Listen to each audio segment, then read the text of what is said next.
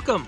So today we're going to do yet another SEARS Lobo vintage racing video. Today we pit the famous SEARS Lobo II, one of the fastest of the SEARS Lobos in my opinion, against the car that came after it in the SEARS Lobo line, the Lobo III. Also a very nice car. So let's check it out.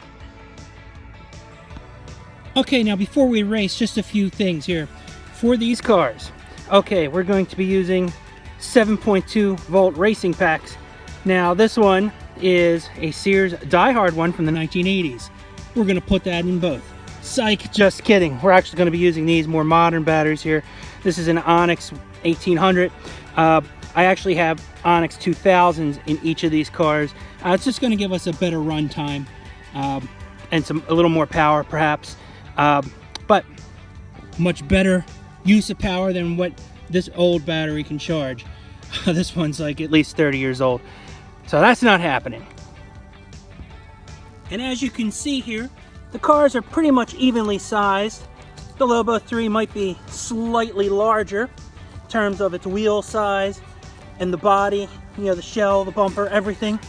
But they're pretty much almost the same car. The internal mechanisms be a little bit different perhaps. Motors might be a little different. Steering is power steering on the Lobo II, but not on the Lobo III. They're both powered by 7.2 battery packs and a 9 volt in each car.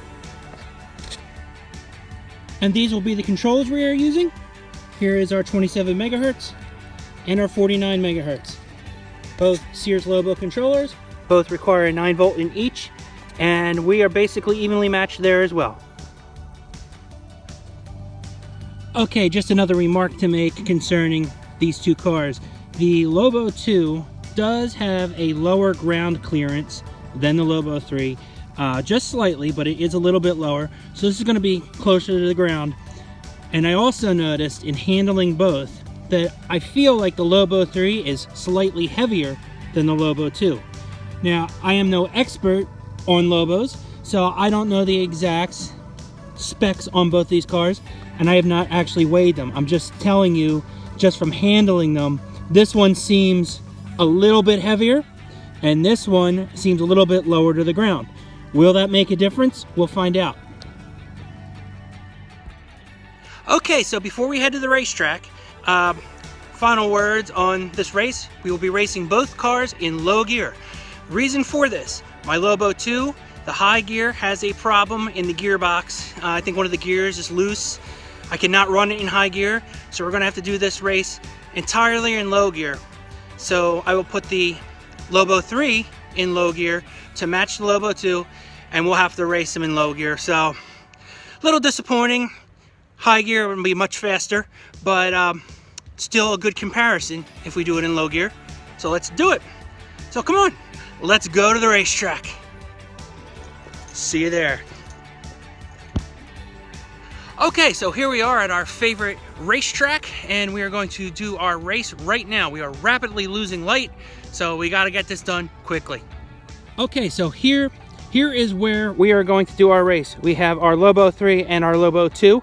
The Lobo III is in 27 megahertz, the Lobo II is in 49 megahertz, and we are going to start here at our starting point, and we're going to come around and go through those cones over there, and we are going to make 5 laps. At the end of 5 laps, that will be our winner. And of course, like I've mentioned already, we're going to race these in low gear. So here we go. On your marks, get set, go.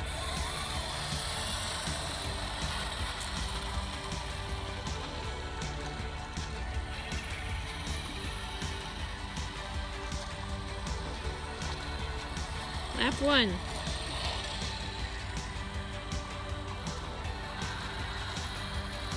Lap 1.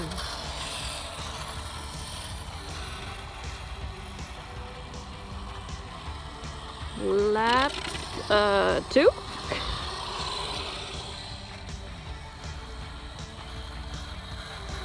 Lap 2.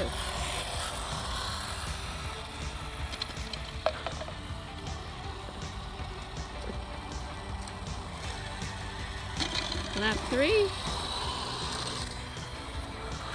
Lap 3.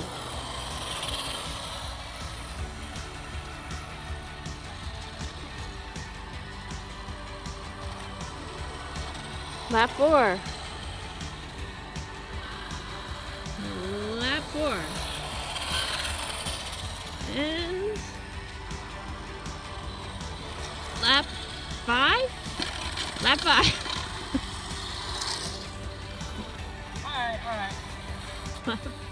Okay, so in our first race, the Lobo II clearly outperformed the Lobo III in low gear. In fact, my car actually stalled, believe it or not. I had an electrical problem. Had a problem with the 9-volt when I was putting it in. Wasn't very responsive and they are brand new. So, little mechanical problem, but we're gonna try this race again, but we're gonna mix it up. The Lobo II in low gear was significantly faster than the Lobo III in low gear, so I'm going to put the Lobo III into high gear, and I'm going to race it against the Lobo II in low gear, and now we'll see if the Lobo II is still the champ. Get set. Go.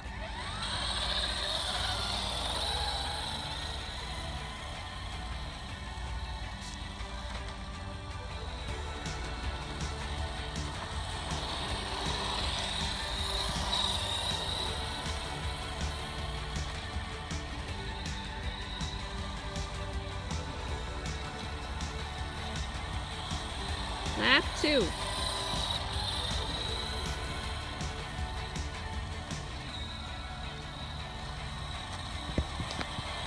Lap 3.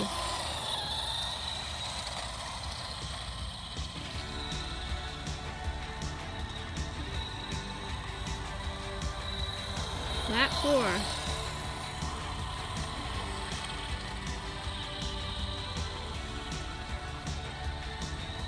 And we're coming around to a photo finish. Lap 5. Okay, so there you have it.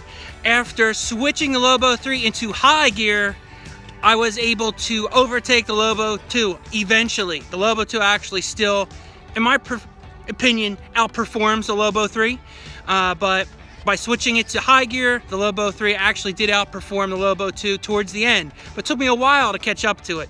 To be honest, my Lobo III is not as in good shape as my Lobo II. I think it really needs a tune-up, and if you've seen my Lobo III videos, you'll understand what I'm talking about. But, you know, there you have it. I still like the Lobo II, a lot better than the Lobo III as far as performance, and I think this race kind of shows that even in low gear, it's probably better than the Lobo III in high gear. So, there you have it.